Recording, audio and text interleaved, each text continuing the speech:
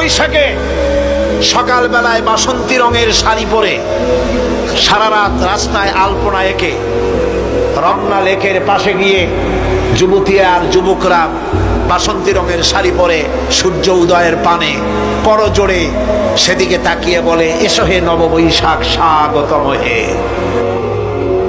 বৈশাখ বলে, বাবাজিরা আমারে ডাকতেছো? ওয়েট এন্ড সি, অপেক্ষা করো, আসতেছি। যে বৈশাখকে ডাকা হলো, স্বাভাবিক বৈশাখ কালবৈশাখী রুদ্র রূপ ধারণ করে 180 মাইল স্পিডে এসে বাড়ি ঘর কল কারখানা ভাঙ্গা জনমের মতো স্বাগতম হে।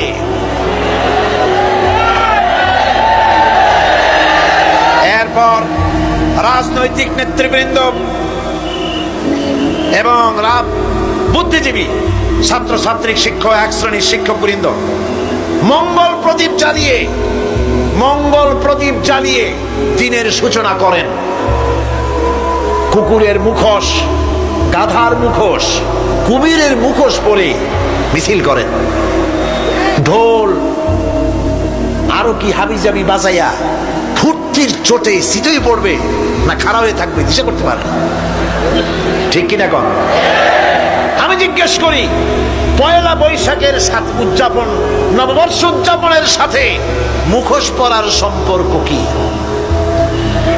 গরু আর গাধার শূকরের মুখোশ পরে আপনি কি বুঝাতে চান যে নতুন বছরটা জাতির সাথে গাধার মতো ব্যবহার করবেন অথবা কুকুরের মতো? নাউযুবিল্লাহি মিন যালিক। মুসলমানদের জন্য জায়েজ নাই, হারাম হারাম। বৈশাখের কোনো গুরুত্ব নাই। পয়লা বৈশাখ যদি কিছু করতেই হয়